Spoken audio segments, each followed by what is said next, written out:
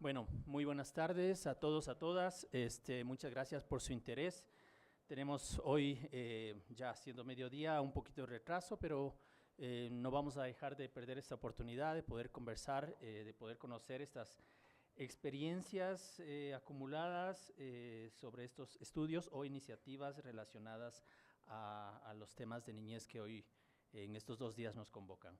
Queremos dar la palabra a Sara Jaramillo de la OEI, que nos va a referir nos va a hacer una presentación de los resultados de diálogos sobre la estrategia de sostenibilidad de la política de prevención y reducción de la desnutrición crónica infantil en el Ecuador. ¿No? Es la de al lado, esta columna de al lado, sobre las redes. Sí, tienes razón. Error mío, mil disculpas.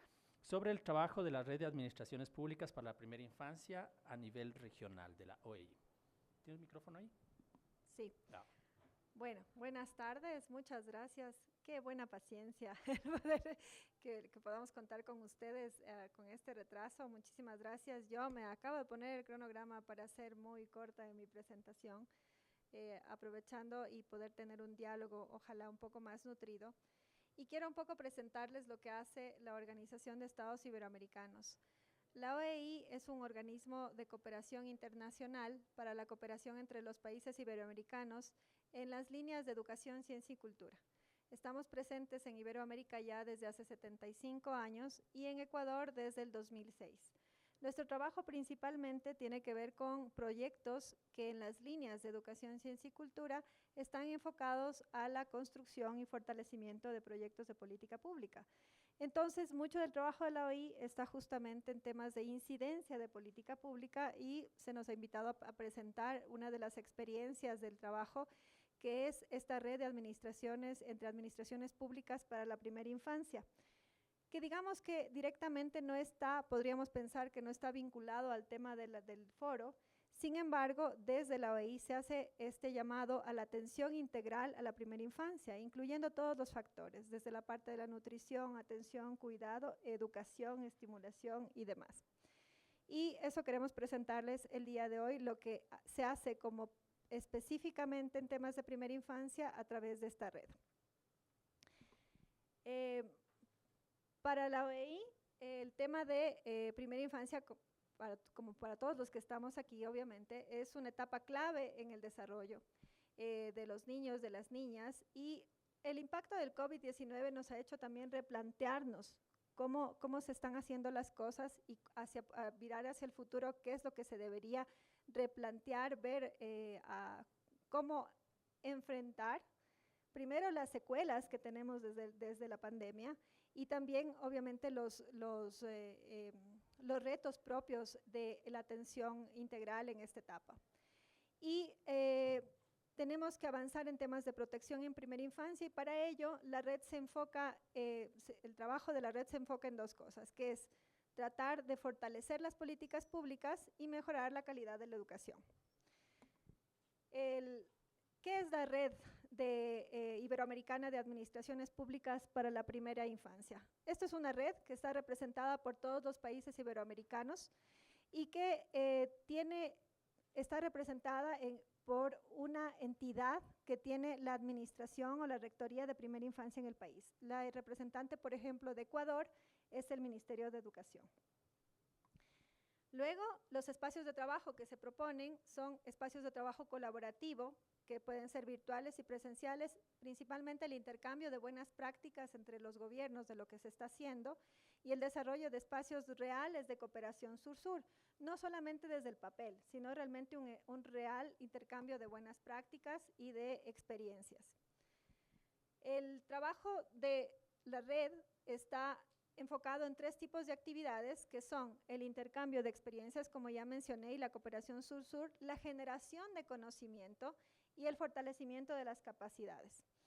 Aquí voy a explicar brevemente cada una de estas líneas y, por ejemplo, en el tema de intercambio de experiencias y de cooperación sur-sur, lo que hace la OEI es convocar a reuniones anuales de la red. Tenemos un representante, un punto focal de las instituciones de cada uno de los países que es fija y que lo que hace es trabajar para poner en común actividades realizadas, resultados alcanzados, También se elabora una hoja de ruta para cada año de trabajo porque dependiendo de quién está a cargo, los gobiernos, etcétera, y también las directrices, las prioridades, a veces hay que hacer ajustes y seguir caminando. También están los temas de reflexiones en red, que son espacios de diálogo, que lo que se hace es trabajar en temáticas para la primera infancia. Hasta ahora se han trabajado en temáticas como desarrollo socioemocional y salud mental durante la pandemia, neurodiversidad, primera infancia con discapacidad, pensamiento computacional, etcétera. También tenemos los puntos de encuentro, que son espacios que se convocan también para compartir ya políticas, planes y programas. La idea es poder trabajar y aprender en conjunto de lo que funciona, de lo que se prueba en otros países que tienen contextos similares y quizá mantener este espacio de intercambio y de asistencia técnica, por eso llamamos que es de cooperación sur-sur, entre todos los países de Iberoamérica, de Latinoamérica, poder intercambiar. Y aquí se generan, se hace una retroalimentación de acciones públicas, informes clave y demás. Y también se propone seminarios iberoamericanos, que son actividades que se hacen en colaboración entre todos los países y con otros organismos internacionales. Hemos convocado, por ejemplo, con AECID, con CAF, con BID, etc. En el punto 2, que es la generación del conocimiento, lo que trabajamos son en levantar información a nivel iberoamericano. Por ejemplo, hay 2 cuestionarios online que están funcionando sobre competencia lectora y TIC, sobre interés en participar en un programa de intercambio entre administraciones públicas, porque a veces quizá en un momento determinado algo no es una necesidad, pero meses después ya lo es. Entonces es una red que se mueve constantemente. Se generan informes claves de los puntos de encuentro sobre las temáticas que se han trabajado. También se generan boletines de actualidad en primera infancia y se hacen estudios a demanda según la realidad de cada uno de los países y lo que nos proponen y nos piden que se haga. Como ejemplo, estos son parte de los boletines trimestrales que se han hecho. Ya tenemos 8 boletines en los cuales han colaborado ya 31 autores de diferentes países iberoamericanos, y lo que se trata son temas diferentes. Por ejemplo, el número 1 fue sobre la vuelta a las aulas para los más pequeños, las experiencias de Colombia, España, Portugal, Uruguay, y algunos otros, que es un material que está disponible para todos ustedes. En una siguiente diapositiva les hemos dejado un código QR para que ustedes puedan acceder a las publicaciones de la OEI, pero es parte de lo que hacemos en generación de conocimiento. También se generan estudios. Aquí hay algunos ejemplos de los estudios publicados. Está el estudio de primera infancia en la era de la transformación digital, una mirada iberoamericana, en donde participaron 20 países y 11 expertos. También el de infancia en Iberoamérica. Este es bastante interesante porque habla sobre las experiencias de colaboración entre familia y escuela. Aquí se levantaron 65 iniciativas de colaboración a nivel de los países iberoamericanos, y también tenemos uno que, como les digo, esto es un ejemplo, que es el tema de primera infancia y educación infantil en Iberoamérica, cómo se ha ido haciendo algunos aportes hacia el cumplimiento de la Agenda 2030. En este código QR, si es que lo alcanzan a escanear, van a tener acceso a la página web de la OEI para alcanzar a tener todas las publicaciones que tiene tanto la red como también la propia organización en otras áreas. El tercer punto es el tema de fortalecimiento de capacidades, y aquí la organización cuenta con un instituto iberoamericano de formación para la cooperación, que es una plataforma de formación que nosotros ponemos a disposición de los países para trabajar en capacitación, en formación, tanto de docentes como de funcionarios, y hay varios cursos que están ya construidos, que están a disposición de los países, y hay otros que también se construyen a demanda. Por ejemplo, hace poco nosotros, y es parte de algo que hace muy fuerte la OEI como parte de cooperación con los países, es la formación a demanda. Nosotros trabajamos mucho con el Ministerio de Educación. Hace poco acabamos de presentar un curso dirigido para docentes de educación inicial, en el que se aborda todas las temáticas, todas las metodologías innovadoras en cuanto a educación inicial, que son las más reconocidas en el mundo, pasando por Montessori, Reggio Emilia y algunas otras. Y lo que buscamos es justamente fortalecer las capacidades de quienes están a cargo de los niños para poder acompañarles en este proceso principalmente vinculado a la educación. También tenemos aquí, y por eso les decía que esto va a ser bien corto, ¿cuál es el trabajo? La OEI siempre busca plantear una hoja de ruta que se pueda cumplir, que se pueda medir y que siga funcionando independientemente de los cambios de gobierno de cada uno de los países. Y por eso es importante el trabajo de esta red, porque pone en relevancia cuáles son las necesidades, cuáles son las prioridades en las que tendríamos que estarnos enfocando para de alguna manera hacer un trabajo de diplomacia para seguir levantando la voz sobre ciertos temas que son de vital importancia, inclusive cuando hay cambio de autoridades, gobiernos que ustedes saben que en nuestros países suelen complicar mucho y suelen dejar inconclusas muchas cosas porque ciertas cosas que se impulsan en un gobierno quizá no tienen continuidad, o no quizá, en el 90% de los casos no tiene muchas veces continuidad. Lo que hace la red es trabajar en buscar esta hoja de ruta y hacer este seguimiento, y nosotros nos planteamos seguir trabajando más o menos de la manera que estamos trabajando en cuestiones de generación de conocimiento, pero también ampliar la formación docente y de agentes educativos de programas no escolarizados, o sea, no solamente en la escuela, no solamente en los espacios formales, sino también en espacios comunitarios y demás. Y el trabajo con las familias, porque es una importancia, o sea, es de suma importancia trabajar con las familias en esta etapa y acudir a los centros especializados. Es ahí donde nosotros también se hace este enlace sobre trabajar con las familias justamente sobre la importancia de la desnutrición crónica infantil, las alertas y demás. Entonces, ahí es donde se empieza a hacer ya pensar no solamente desde la parte educación, sino en un enfoque integral a cuál tiene que ser ese modelo de atención a los niños. Y luego fortalecer las sinergias, en este caso, y es algo que la organización propende siempre, es fortalecer las sinergias con todos los actores, ya sea de la sociedad civil, a nivel del sector privado, de los gobiernos, porque la organización es un organismo que trabaja por nuestra naturaleza, somos un organismo de cooperación intergubernamental. Entonces, nuestro primer llamado es trabajar con las instituciones del Estado. Sin embargo, eso no quita que nosotros podamos generar este trabajo en red con otras organizaciones y esto. Esto quería contarles, muchísimas gracias. Creo que estoy súper bien con el tiempo y que quede mucho tiempo para las preguntas. Muchas gracias, querida Sara. Bueno, las preguntas las dejamos para el final, por favor, ¿ya? Ahora queremos dar la palabra a Sandra y Xiomara. No, ¿cómo es? Xiomar. Xiomar del CNII, y quienes nos van a compartir los resultados preliminares del informe de observancia a la implementación de la política pública en desarrollo infantil.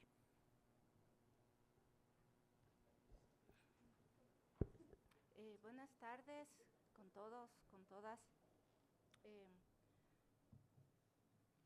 Una de las competencias que tiene los Consejos Nacionales para la Igualdad son la observancia de la política pública.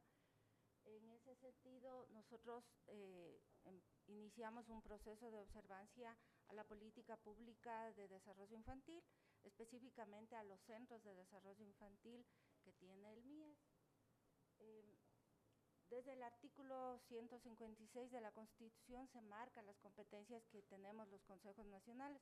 En ese caso, nosotros tenemos la grande competencia de garantizar el ejercicio de derechos, cosa compleja. Sin embargo, lo hacemos en articulación con las otras instituciones que son las entidades rectoras y ejecutoras de la política pública. Nosotros no brindamos servicios directos, pero sí coordinamos directamente con las instancias que son las rectoras y ejecutoras de la política pública, y nuestro enfoque o nuestro tema es lo intergeneracional. Entonces trabajamos con los grupos generacionales de niños, niñas, adolescentes, jóvenes y personas adultas mayores.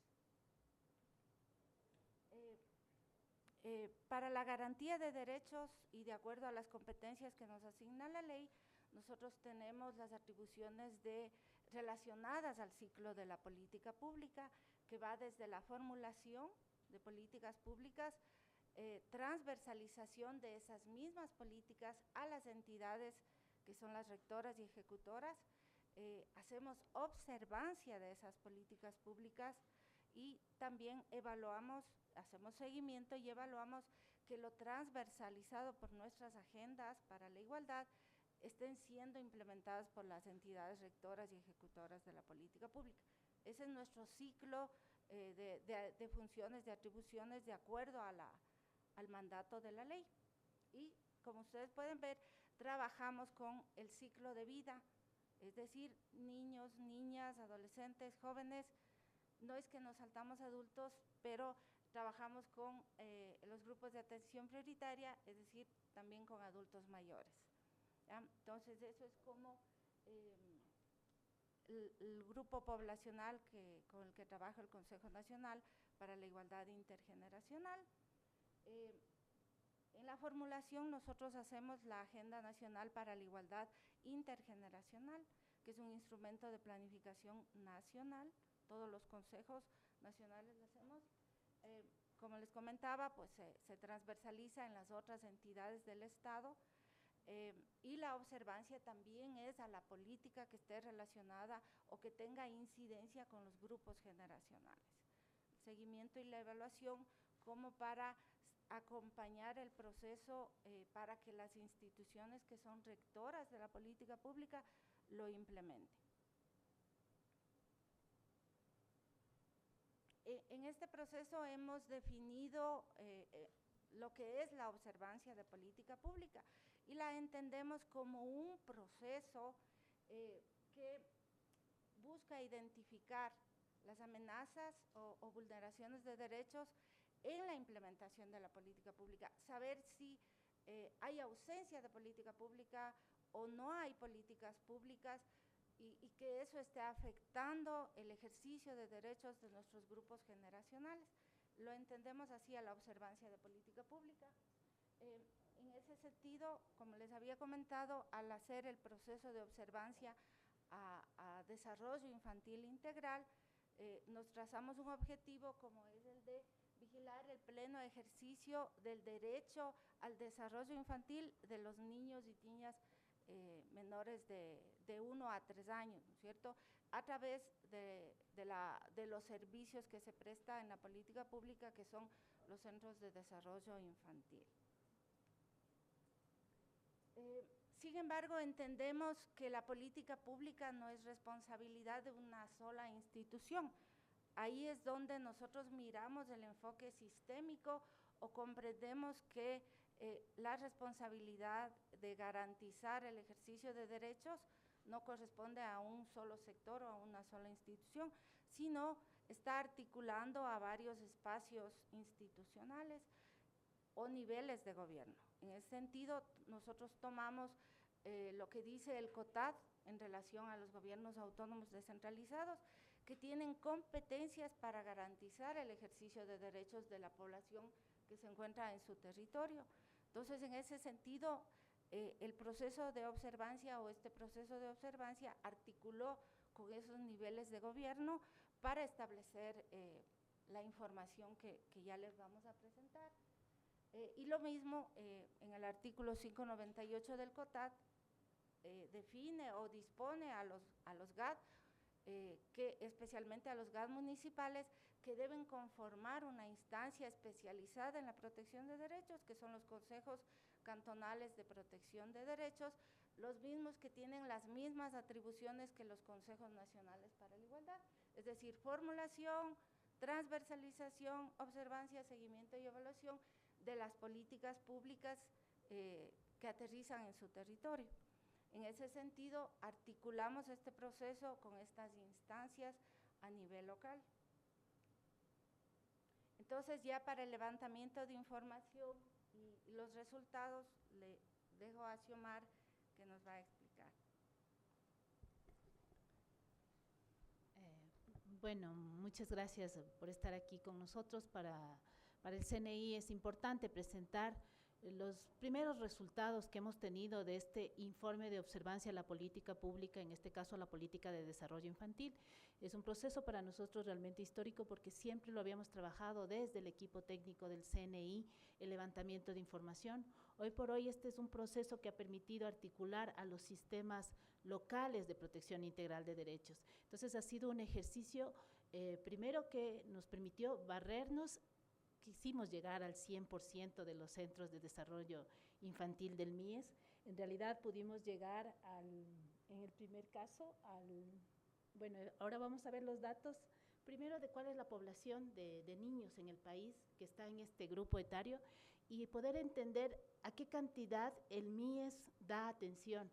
Y de los datos que el MIES como rector de la política de desarrollo infantil nos presentó, el MIES atiende al 28% de la población de niños entre 1 y 3 años. O sea, es un número importante que está siendo atendido por un servicio del Estado.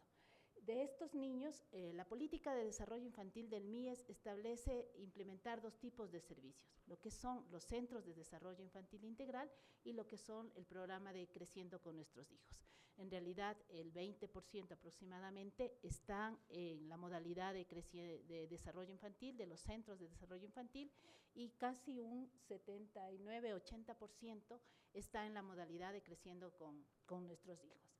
Esta es la primera información que tuvimos, de la cual partimos para hacer la investigación.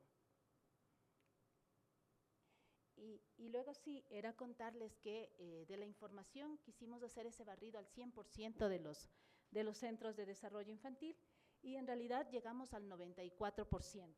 Visitamos 1.758 centros de desarrollo infantil en todo el país. Ha sido un ejercicio importante donde hemos logrado convocar no solo a los consejos cantonales de protección de derechos, sino a todos los otros organismos, la academia. Hemos firmado convenios con algunas universidades, chicos, apoyándonos en el levantamiento de la información, y algunos cooperantes también han sido partícipe de este proceso a nivel nacional. Ha sido para nosotros el primer ejercicio en todo el país donde estemos visitando, no el MIES y sus técnicos, sino los sistemas de protección integral de derechos, vigilando cómo están funcionando los servicios a nivel nacional. Entonces, en este ejercicio, por temas de seguridad, básicamente, es que no hemos podido llegar al 100%. Hay lugares inaccesibles, desgraciadamente, donde no pudimos llegar, pero visitar 1.758 centros para nosotros es un logro. Hemos visitado en total estos centros, de los cuales la primera información era levantar si efectivamente los servicios estaban funcionando o no. Todos los informes de observancia parten de tener la alerta, de conocer si efectivamente hay una amenaza o vulneración de derechos. Recibimos desde algunos sistemas locales la alerta de que había servicios cerrados, de que al iniciar el año no teníamos operando los servicios de desarrollo infantil, ¿no es cierto? Y ante eso es que decidimos, bueno, vamos a vigilar qué está pasando con los servicios. Así que fuimos a revisar y verificamos primeramente cuáles servicios estaban abiertos y cuáles servicios estaban cerrados. De eso identificamos que efectivamente el 83% de los servicios se encontraban operando y había un 17%, o sea, es decir, 305 centros que no estaban operando. El caso más dramático fue el de la provincia de Sucumbíos, por ejemplo, donde el 100% de los centros de desarrollo infantil, 23 centros estaban cerrados. ¿Pero por qué estaban cerrados? Aquí hemos hecho el ejercicio de conversar no solo con el cooperante, no solo con quien financia, sino también con, digamos, las personas que están directamente relacionados con la administración del servicio. Y claro, digamos, para este caso, para el GAT se le complica el proceso de la contratación de servicio de alimentación, por ejemplo, ¿no es cierto? Procesos administrativos muchas veces son los que limitan que efectivamente se pueda llegar con los servicios. Otra de las cosas que fuimos a revisar, a más de si estaban funcionando, fue fijarnos en la infraestructura, ¿no? ¿Qué pasa con los pisos, las paredes, todo el espacio donde los niños se encuentran recibiendo todo el proceso de desarrollo infantil? Y hemos hecho una evaluación donde la percepción de la calidad sobre 100 puntos está en un 88,5%, 0,56 a nivel nacional, ¿no es cierto?, donde en realidad el problema mayor que tienen es con los techos, por ejemplo, de lo que hemos revisado, ¿no es cierto? Realmente todo el CNI, todo el equipo técnico, fuimos parte de este levantamiento. El sistema de protección de derechos de aquí de Quito, por ejemplo, no entró en el proceso de levantamiento, entonces entramos nosotros como equipo técnico a hacer el levantamiento en todos los centros del distrito metropolitano y tuvimos la oportunidad de ir a ver y creo que haber tomado la decisión de que en la política de desarrollo infantil quienes estén al frente de los centros sean profesionales, sean parvularias y que sean personal de nombramiento del MIES ha sido realmente un acierto. Vemos que no tendrán la mejor infraestructura, pero hemos visto a coordinadoras súper empoderadas de su trabajo, súper dinámicas, ¿no es cierto? Vemos espacios y centros bien organizados, los distintos rincones de trabajo pueden estar, digamos, pobres, pero están súper bien organizados, encuentras material que han desarrollado ellas, entonces realmente ha sido gratificante para nosotros también ver que a pesar de las dificultades, hay gente todavía súper comprometida con el tema del desarrollo infantil y vimos, digamos, mucha mejora de lo que eran los servicios de hace 10 o hace 20 años, ¿no? Y luego fuimos a revisar un tema importante que nos convocaba también hoy, que es el tema de la alimentación. Uno de los grandes cambios también en la política de desarrollo infantil ha sido la externalización del servicio de la alimentación. Antes los centros de desarrollo infantil preparaban los alimentos en el mismo centro y esto en realidad conllevaba una serie de riesgos, ¿no? Tuvimos muchos casos de niños que desgraciadamente perdieron la vida o a veces fueron afectados por temas de agua caliente, cosas por el estilo, ¿no es cierto?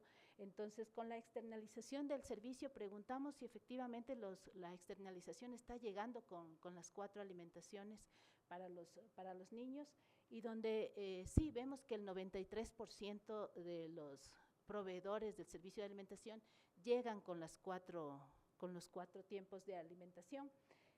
Aquí el problema es que lo que nos comentaban es que, por ejemplo, los contratos no son tan fáciles de hacer, el proceso administrativo de hacer la contratación complica y muchas veces tienes proveedores que no están cercanos, ¿no es cierto?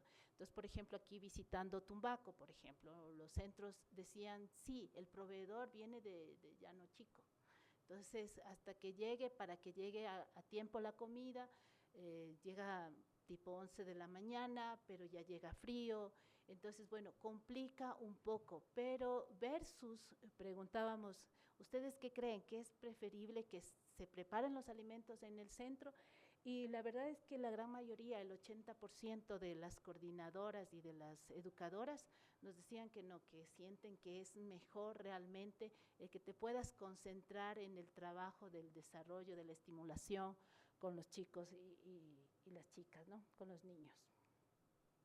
Bueno, básicamente, digamos, son como los grandes hitos que vimos, porque esta es la primera fase. En una segunda fase vamos a entrar en un proceso donde ya escogemos al muestreo para tener igual datos de nivel nacional, con una encuesta mucho más detallada ya de cómo se va brindando el servicio. Así que nada, esta es una evidencia fotográfica de todo lo que hicimos, ha sido una experiencia súper enriquecedora y sobre todo que ha permitido fortalecer la competencia de los consejos cantonales respecto de hacer observancia a la política pública, respecto de que si algo le pasa a un niño en un servicio no es solo responsabilidad del servicio, es responsabilidad del sistema de protección del cantón, ¿sí? Entonces, tienen que cada uno de los consejos cantonales estar al tanto de todos los servicios. Entonces, el haber acompañado este proceso para nosotros ha sido súper gratificante. Así que esta es la evidencia, hemos estado por algunos sitios recorriendo y acompañando. Y quisiera terminar esta presentación con un testimonio de una madre de familia. Buenas tardes, mi nombre es María Esther Vera, soy madre de familia del CDI Chambira, que está localizado en la ciudad de Tena, en la provincia de Napo. Yo considero que este servicio es fundamental en la etapa en la que se encuentran los niños de entre 1 y 3 años, ya que no solamente reciben una alimentación completa, sino también que reciben una estimulación completa con las maestras y con los compañeros con los que ellos comparten en el día a día. Bueno, esa era nuestra presentación. Muchas gracias por su atención y aquí estamos por cualquier inquietud que tengan. Gracias. Muchas gracias, Sandra y a Xiomar, por esta presentación en representación del Consejo Nacional Intergeneracional. Queremos dar paso a Patricio Beltrán, quien nos contará sobre las experiencias del desarrollo infantil, salud comunitaria, desde la cooperación italiana con el Ministerio de Salud Pública. Patricio, por favor. Hay un micrófono ahí. ¿Hay mic? Ah, ya.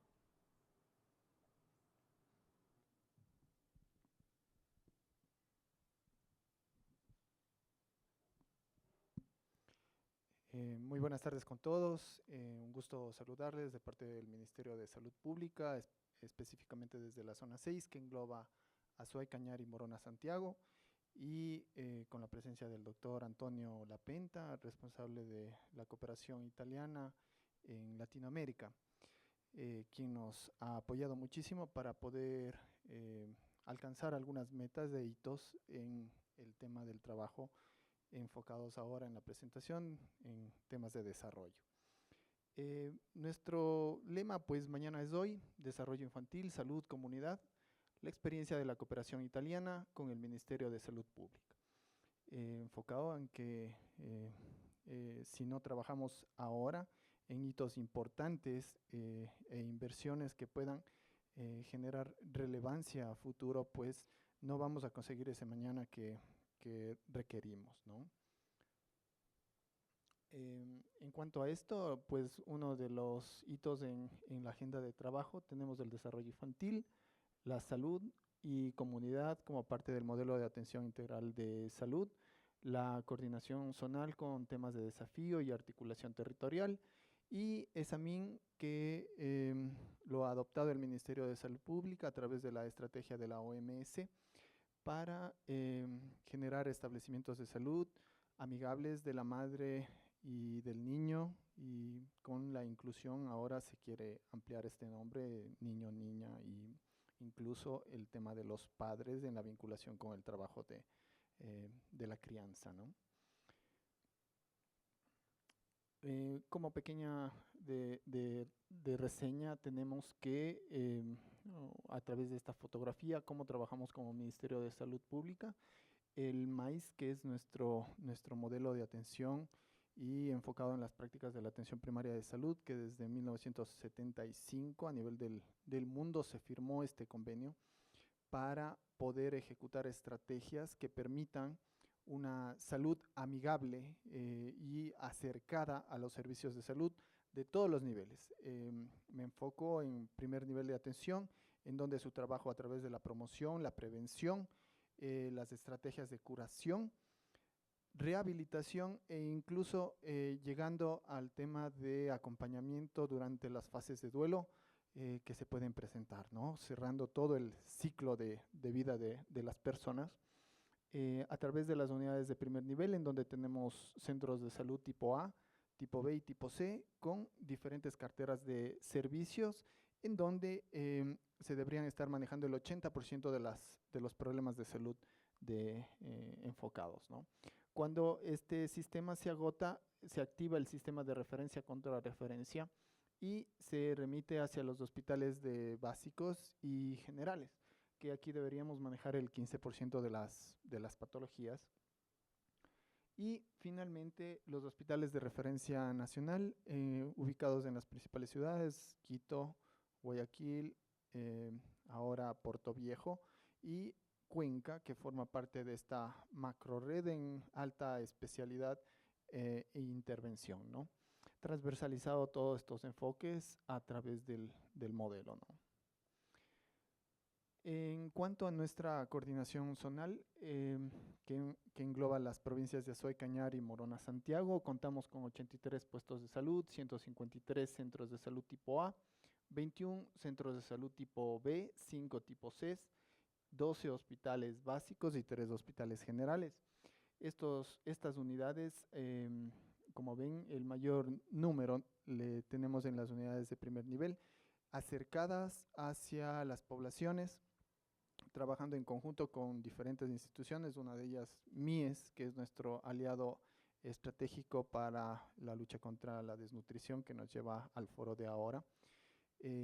También tenemos el Ministerio de Educación para todo el tema de inclusión, mejora en el desarrollo neuronal de los niños, y básicamente nuestro trabajo es justamente la identificación temprana a través de aplicaciones de programas de pesquisa o de tamizaje de problemas en el neurodesarrollo, la estimulación temprana, etcétera, que lo trabajamos en conjunto con los diferentes ministerios en nuestras unidades de primer nivel. Cuando eso ya se agota, incluso los temas de desnutrición, prevención, estrategias o prácticas que puedan poner en riesgo, lo principal, identificar prácticas que se estén generando y que desarrollen riesgo, como no aplicación de lactancia materna, por ejemplo, alimentos que se encuentren enfocados, catalogados como no saludables, como en escuelas aplicando, por ejemplo, los bares escolares que no estén brindando alimentación adecuada, o en las mismas familias por diferentes temas específicos como problemas económicos que se puedan dar en las familias. Por ejemplo, crían animales y los venden por sus altos costos, como las aves, por ejemplo, animales, cerdos, etcétera, y lo compran hacia productos a través de hidratos de carbono, ¿no? Más baratos y que son más fáciles de acceder, pero complican aún más la nutrición. Y la nutrición, como sabemos, una mala nutrición genera problemas a futuro, y uno de ellos los intelectuales. Cuando esto se agota, pues es referido a nuestros hospitales básicos, en donde contamos con las especialidades básicas, medicina interna, pediatría, que estarían dentro de esto, ginecología, porque en los de primer nivel, por ejemplo, los partos se atienden, pero parto normal. Cuando ya se complica el parto, es referido a nuestros hospitales básicos, en donde tienen una capacidad resolutiva mayor para procedimientos como las cesáreas, y cuando se complican esto, lo refieren a los hospitales de tercer nivel, en donde ya tenemos nuestras unidades de alta complejidad con neonatología, especialistas materno-fetales para el manejo de preeclampsia, eclampsia, complicaciones durante para el binomio madre-hijo, que podría estar en grave conflicto. Se catalogan un grupo de enfermedades que podrían causar la muerte de la madre, como por ejemplo la preeclampsia, eclampsia, hemorragia durante las diferentes fases de la gestación, ¿no? Y el tercer nivel, a través de estos hospitales generales y de especialidades, pues tiene la capacidad resolutiva para solventarlo. Entonces, como ven, trabajamos en los diferentes niveles, enfocados en todos estos ciclos de manejo, y tratando principalmente de prevenir las enfermedades a través de los factores de riesgo que se puedan producir, trabajando coordinadamente con los diferentes ministerios, y cuando ya se producen los eventos, resolviéndoles como parte de nuestro accionar en sí como Ministerio de Salud, ¿no?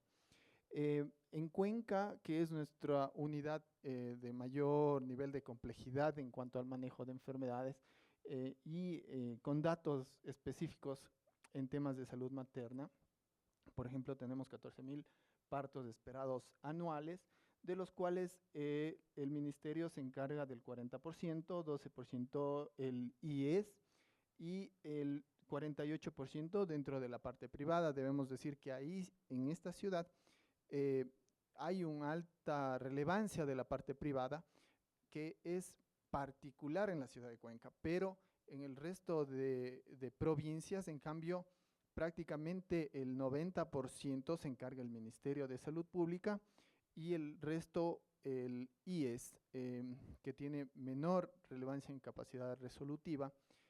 Y la parte privada, incluso tenemos cantones servicios privados, que prácticamente estamos al 100% del servicio, ¿no? Y nuestro hospital estrella, que es el Vicente Corral Moscoso, ya que este hospital brinda estos servicios como macro red y resolución de alta complejidad a través de toda la red de atención prehospitalaria con el movimiento de las ambulancias, tanto terrestres, fluviales y aéreas para el traslado por ejemplo, una madre embarazada, un niño con un problema, lo transferimos hacia los diferentes puntos en donde podemos tener resolución, o incluso acá a las ciudades de de Quito y Guayaquil. Manejamos 31 camas, por ejemplo, solo en este servicio, y tenemos sí una sobresaturación del servicio en temas de complejidad con el 142%. Esto no es un error, en realidad tenemos una sobresaturación del servicio, que lo consideramos como camas calientes, digamos, sale una materna, regresa, sale otra, ingresa, por eso nos sale este porcentaje de ocupación.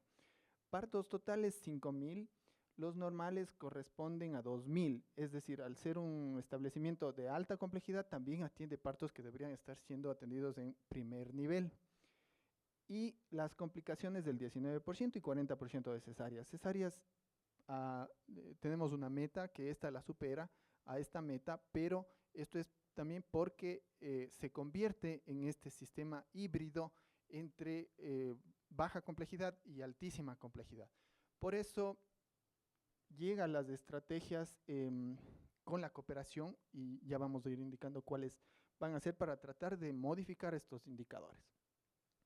A través de una investigación realizada por la OMS en el año 2017 y 18, en la provincia de Morona, Santiago, se identificaron algunas consideraciones importantes, como las prácticas muy difundidas en poblaciones de temas de lactancia materna. ¿Qué es lo que estaba pasando con este hito en la nutrición, que es la lactancia materna, ¿no?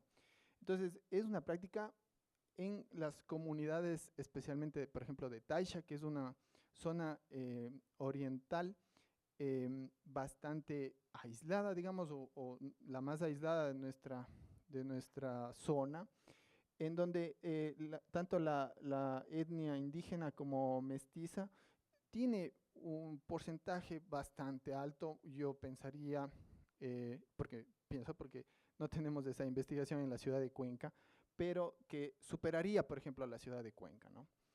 En cuanto a la práctica de lactancia. El inicio de la lactancia materna exclusiva en la población mestiza e indígena ahí ya nos baja, ¿no? Es importante el apego precoz durante el nacimiento, y apenas nace el niño tiene que ser apegado a la madre, se llama apego piel a piel, y se han enfocado en algunas estrategias como madre canguro, que incluso durante un problema que pueden presentar los niños en neonatología, es decir, niños ya que están con problemas, que la madre les esté cargando durante esos procesos en la ya no solo en la incubadora, sino en los brazos y en el pecho, se ve que indudablemente reduce el número de días de hospitalización en la neo y favorece indudablemente la mejora en su salud, ¿no? Entonces, esa práctica baja en la población a un 79 y un 73. La población indígena se ve más afectada en esto. El 85% de niños indígenas continúan lactancia materna por más de 6 meses. Es decir, esa práctica es bastante buena en la población indígena, en la mestiza no, y podremos también decir que en las poblaciones de las ciudades también baja esta práctica por los diferentes trabajos que podrían estar teniendo las madres, ¿no? Que ya no es posible, y de ahí, junto con ustedes que desarrollan política, pues los temas de empleo, los temas de normativa para la madre para que pueda acompañar durante el trabajo, cuando ya se integra el trabajo, los servicios de lactarios en las diferentes instituciones, Esto hace que se mantenga esta lactancia materna por un mayor periodo de tiempo, ¿no? Luego, la lactancia no presenta diferencias, también se obtuvo este dato, entre etnia o cantones, es decir, no hay diferencia estadísticamente significativa con valores p, chi cuadrado, etcétera, que tengamos diferencias en esto, pero sí por sexo. Es decir, los niños tienen una prevalencia de tiempo mayor lactando que las niñas. Entonces aquí vemos una diferencia sí por género que deberíamos trabajarlo, y realmente en estas poblaciones vemos algunas prácticas que complican muchísimo los roles y juegos entre los diferentes sexos, ¿no? Aquí un gráfico de la prevalencia de desnutrición obtenida en esta investigación por parte de la OMS que hizo en el territorio de Morona. Vemos que al inicio, en los primeros meses de vida, en las columnas azules, la desnutrición es más alta en la población mestiza, posiblemente protegido en la indígena por las prácticas de lactancia. Pero luego se complica muchísimo en la población indígena, ya luego de esta práctica exclusiva, cuando ya hay que introducir alimentos, cuando ya tienen diferentes actividades, llegando hasta el 56% de 36 a 47 meses. Sí se incrementa en la población mestiza posteriormente, pero luego disminuye esos porcentajes en relación al resto, ¿no? Entonces, aquí vemos una clara desventaja presentada en los grupos étnicos en cuanto a cuando ya no tenemos una protección específica con lactancia. Entonces, con todos estos indicadores, el trabajo que ha venido desarrollando el Ministerio y la cooperación aquí con Antonio, que es la presencia de la cooperación italiana a través de la Agencia Italiana de Cooperación al Desarrollo y el Fondo Ítalo-Ecuatoriano para el Desarrollo Sostenible, hemos levantado todo este diagnóstico situacional, y la cooperación nos apoya en estos temas específicos para el mejoramiento de la salud materno-infantil a través de los diferentes proyectos que lleva a cabo en la zona 6, zona 7 y otras zonas del país. Entonces, por ejemplo, a través de una línea de crédito cero interés y más incluso 25 o 20 años de inicio del proceso de devolución, digamos, es un crédito de 12 millones. El Fondo Ítalo-Ecuatoriano para el Desarrollo Sostenible, el FIEDS, con un tema de donación de 5 millones de dólares, y a cada uno de estos proyectos se enfocan temas de cooperación mutua. Entonces, digamos, hay inversiones que realiza el FIES en equipamiento de alta tecnología, como resonadores magnéticos, tomógrafos, equipamiento para las unidades de cuidados intensivos, para las UCIs, para los quirófanos.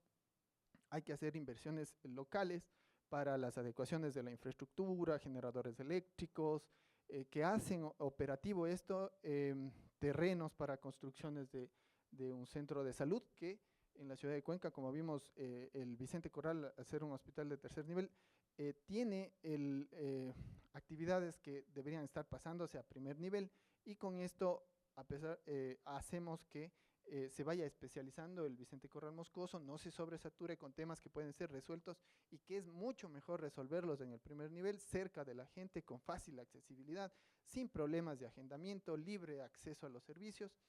Y en cambio me libera los espacios para las camas cuando tengo una embarazada complicada, un niño que requiere neonatología, etcétera. Me libera espacio para que esas emergencias que estén se puedan atender rápidamente, y en cambio los problemas que no son emergentes pero sí requieren para temas de promoción y prevención estén con fácil accesibilidad. Entonces hay las inversiones del gobierno por más de 4 millones de dólares en estos diferentes rubros, ¿no? Se enfocan en los temas específicos en la ciudad de Cuenca, Azogues y Macas, y los centros de salud tipo C en el Batán, por ejemplo, con la construcción y las capacitaciones que forman parte indudable y de manera transversal para que esto ocurra. Si equipamos con un resonador magnético a través de la inversión de la cooperación, existe también los fondos para capacitar a nuestro personal en el uso adecuado de estos equipos. Por ejemplo, ahora a través de una cooperación conjunta se dieron 34 ecógrafos a las unidades de primer nivel para la valoración integral de la madre, y con la cooperación vamos a capacitar a todo nuestro personal para que pueda realizar una valoración integral madre-hijo durante este proceso y puedan utilizarse esos equipos, ¿no? Eso guarda muchísimo cuidado siempre la cooperación, que todas las inversiones que hagan sean de inmediato operatividad. A más de esto, tenemos un tema estratégico que es la norma ESAMIN. Esta norma, que es a través de la OMS, con un acuerdo ministerial en el 2016 y ratificado para la certificación de establecimientos en el 2021, que establece proporcionar al personal de salud directrices que le permitan brindar una adecuada, oportuna y segura atención a mujeres y a recién nacidos durante el embarazo, parto, posparto en los establecimientos de salud que atienden partos, como una estrategia para contribuir a la disminución de la morbimortalidad materno-neonatal.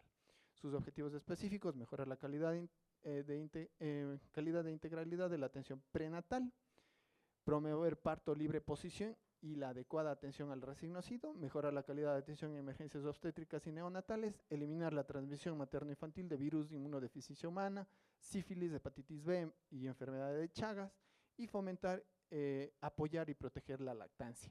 Como vimos, clave para el mejoramiento del tema nutricional y del desarrollo. En la zona 6 se han generado ya hitos.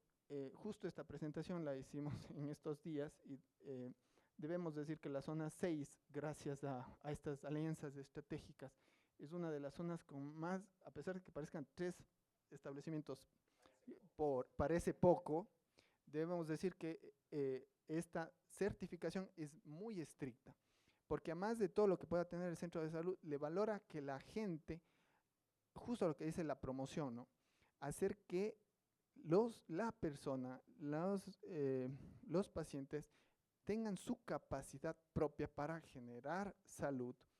Es decir, además de todo lo que puede pasar con el establecimiento, con la gente, con los profesionales de salud, necesitamos que los pacientes estén empoderados y con conocimiento y aplicando las diferentes estrategias que nos dice SAMIN. Entonces, por eso es muy complicado. Y la zona 6, gracias a esta alianza, tiene 3 establecimientos de salud certificados, y el último, que es de la Troncal, debemos decir con buenas noticias, hasta ayer no lo teníamos, pero hoy a través de una conferencia nos dieron que obtuvimos el 97% para ya la certificación. Es decir, desde hoy tenemos ya 3 establecimientos de los 18 que hay en el país. Entonces, la zona 6 tiene el mayor número de establecimientos certificados. Bien, muchísimas gracias por la... Muchas gracias, Patricio. Bueno, creo que ya se presentan o se van señalando primero. Es bueno saber que realmente tenemos o estamos convocados por, sin duda, la generación tanto de información, de data, que es tan importante, pero también de esas prácticas que nos despiertan, que nos motivan y que nos hacen, pues, pensar que estar unidos por los temas de la desnutrición crónica infantil y por la infancia son muy necesarios. A la vez se presentan muchos desafíos, ¿no?, a nivel regional, porque tal como se ha señalado, los datos pues son muy similares en la región. Si miramos Perú, si miramos Bolivia, si miramos ciertas zonas de Colombia, de Centroamérica, pues es un problema regional, y pues bueno, ahí la OEI nos ha señalado claramente que tiene una mirada regional, y la apuesta y los estudios son muy necesarios para todos y todas, ¿no? Bueno, en general, pues agradecer muchísimo. Tenemos un corto tiempo. Si desea alguien hacer preguntas o hacer alguna observación, algún comentario, pues es el momento.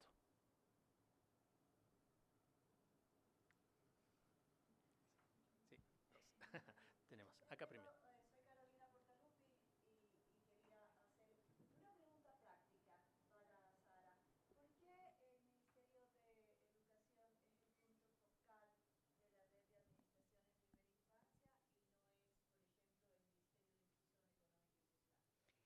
porque Ecuador tiene esta característica propia de haber dividido la administración y la rectoría de la primera infancia en dos instituciones, cosa que no sucede en otros países, ¿sí? Entonces, todos sabemos que en Ecuador está dividido de 0 a 3 años con el MIES y desde 3 a 5 años con el Ministerio de Educación. ¿Por qué con el Ministerio de Educación? Porque la red se enfoca principalmente por nuestro trabajo en temas de educación y entonces era como el aliado más natural para ese momento. Eso no significa que cuando hay intercambio de experiencias o cuando hay ciertas consultas que se tienen que hacer, por ejemplo, para los estudios y demás, no se coordina con el MIES, pero necesitamos tener solamente un punto focal. Y en Ecuador se da esta característica muy particular de que hay dos instituciones rectoras divididas por edades, entonces fue también por una alianza natural.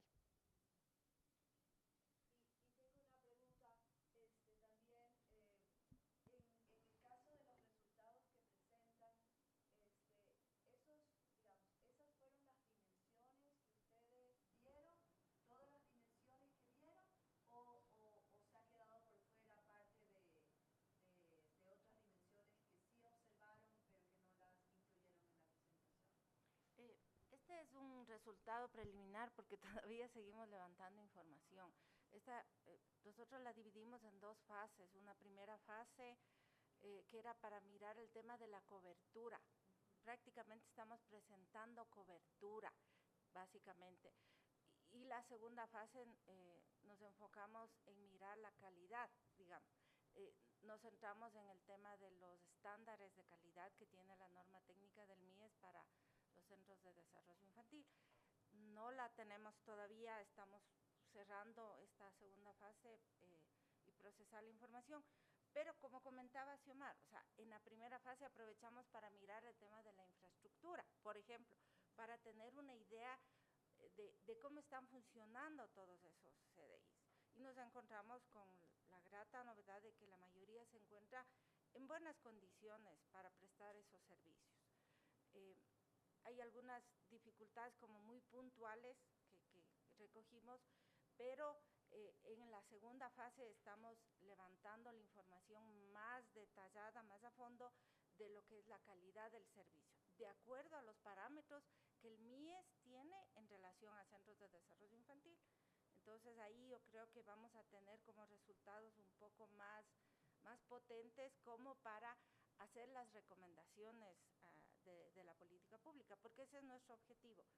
Observamos, levantamos información y luego le recomendamos a la entidad rectora dónde están esos nudos críticos, dónde están esas dificultades y qué es lo que debería hacer para superar. O sea, como Consejo Nacional para la Igualdad, pues nos damos cuenta de que hay brechas de desigualdad, hay temas de discriminación o cualquier tema que amenace o vulnere derechos. Entonces nos enfocamos en eso, para hacer recomendaciones que la entidad rectora tiene que adecuarlas, trabajarlas, incorporarlas en su gestión, en su propuesta de servicios. Y una pregunta más, en ese informe está desagregado, por ejemplo, a nivel de las coordinaciones zonales o por direcciones distritales del Ministerio de Inclusión, Economía y Social. Por ejemplo, puedo encontrar información de cómo están los centros de desarrollo infantil en la provincia de Santa Elena específicamente. Primera fase sí, porque fue la muestra nacional, digamos, la grande. Nos enfocamos en los centros de desarrollo infantil estatales y aquellos que tienen convenio con el MIES, tanto con GATS como con organizaciones de la sociedad civil. Esa fue nuestra muestra, los 1.861 CDIs que son directos y en convenio con el MIES que hay a nivel nacional.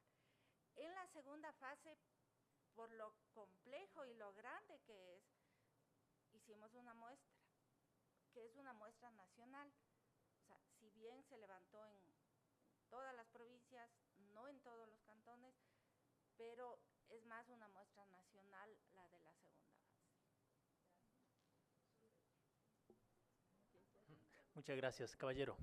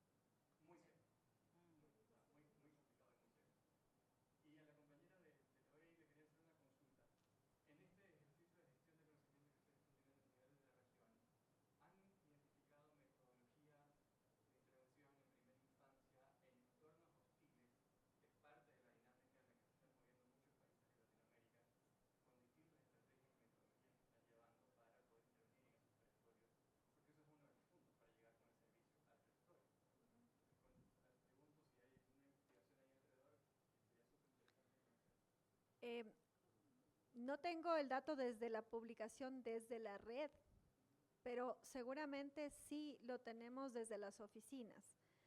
Hay una particularidad de la generación del conocimiento que hace toda la organización, incluida ahí la red, digámoslo así, que es que se generan estudios regionales, pero también se generan estudios nacionales por cada una de nuestras oficinas. Y entonces, por ejemplo, nuestra oficina en Colombia ha trabajado mucho en esto y lo que tenemos que hacer, y ahí sí es una falta de conocimiento de mi parte en particular, porque las publicaciones que tiene la organización a nivel de todos los países son muchísimas. Pero sé que nuestra oficina en Colombia ha trabajado principalmente en espacios, en entornos hostiles, y trabaja mucho en temas de educación inicial, en temas de trabajar con las comunidades en una cultura de paz, en la parte del conflicto armado, inclusive en la pacificación que se dio. Entonces seguramente podemos encontrar algo así. En todo caso, si es que hay nuestra página que daba el código QR, que es oei.int, tú tienes un apartado que son publicaciones. Entonces tú puedes hacer una búsqueda para un poco ver qué otros factores, qué otros temas, otras palabras claves que tú quieras, educación inicial, entornos hostiles, entornos de violencia, etcétera, etcétera, se pueden hacer. Lo mismo pasó en su momento con nuestra oficina de El Salvador. Allá se estaba trabajando muchísimo hasta antes de Bukele, ahora seguimos trabajando también con este gobierno, pero en ese momento la situación era otra. Y había ese ámbito de muchísima violencia en toda la parte educativa y demás. Entonces también se generan ese tipo de estudios por país. Ahora la red seguramente es algo que lo va a trabajar, porque una de las prioridades, por lo menos en este momento actual del gobierno del Ecuador, es trabajar en el tema de comunidades seguras, que tiene que ver con los espacios seguros para la educación. Entonces seguramente va a ser uno de los temas que va a salir en la próxima reunión de la red, que es justamente la próxima semana, me parece que es el 26 y 27 de junio en Madrid. Tendremos que estar atentos a ver qué es, porque ahí nos piden, lo que nos piden nosotros levantamos. ¿Puedo hacer otra pregunta? Vamos. Es que el día de ayer, para el colega Patricio, el día de ayer el Ministerio de Salud y UNICEF presentaron esta herramienta de evaluación específica de unidades de salud, digamos, pero específicamente orientado al tema de prevención y erradicación de desnutrición crónica infantil. ¿Cómo ven ustedes esa herramienta? ¿Les pareció, digamos, algo interesante?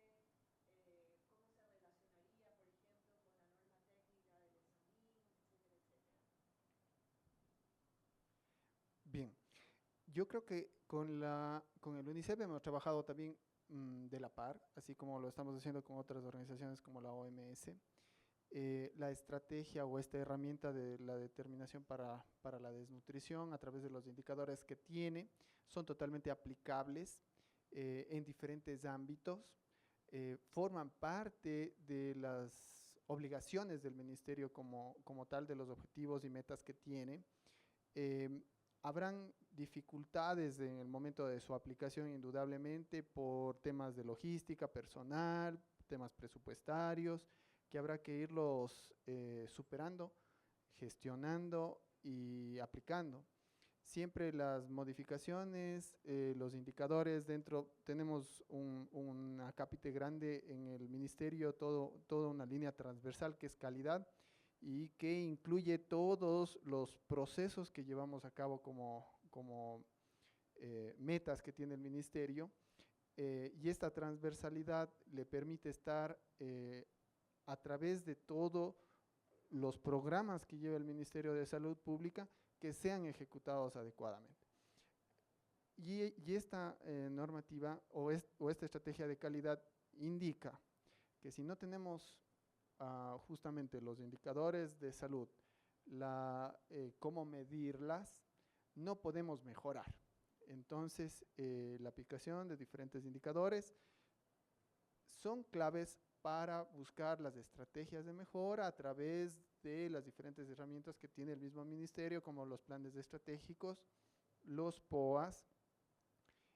Aplicamos unas estrategias que se llaman gobiernos por resultado, que guardan que enfocándonos en el 40% de los problemas más serios, resolvemos el 80% de las patologías. Entonces, estas herramientas siempre son de utilidad para saber lo que está pasando en la realidad, podernos enfocar a través de las mejoras con los planes estratégicos. Bueno, muchas gracias. Bueno, agradecer a los panelistas. Yo personalmente no quisiera dejar pasar este momento, también porque me llama mucho la atención que los datos relacionados a la población, especialmente la niñez en el oriente, son muy alarmantes, ¿no? Por ejemplo, el caso que ustedes señalaron de que efectivamente no hay ningún servicio. Creo que también el Ministerio de Salud da unas cifras particulares respecto de las prácticas sociales en ciertos territorios. Y particularmente en mi caso, aquí yo trabajo para un organismo de cooperación, pues también la ausencia de cooperantes en la Amazonía es realmente alarmante. Es muy alarmante respecto incluso con los temas que tienen que ver con embarazo adolescente y que está muy de la mano con el tema de desnutrición crónica infantil. Es decir, ahí el promedio, por ejemplo, en Arajuno, donde nosotros estamos trabajando con un proyecto de desarrollo, el promedio de embarazo son a los 13 años. Entonces, se imaginan ya cómo ese niño, en qué condiciones, y el acceso al agua segura, el acceso a los cuidados prenatales, etcétera, pues son realmente alarmantes. Entonces yo no quería dejar de pasar esta información por alto también para que lo vayamos repensando y también identificando esas zonas que son las más sensibles para la niñez, ¿no? Y muchas veces donde el Estado, pues, le cuesta llegar. No digo que no quiera llegar, pero le cuesta mucho llegar con temas de presupuestos, con temas del apoyo entre datos también que son relevantes para tomar decisiones en el marco de la política pública. Agradecerles, invitarles ahora a, bueno, agradecer a los 4 panelistas, muchísimas gracias, invitarles a que se den una vueltita por los afiches parlantes que están colocados en la parte exterior y pues bueno, tenemos ahora un receso por momento de almuerzo y estamos retomando más o menos en unos 45 minutos. Muy amable, una linda tarde a todos, todas.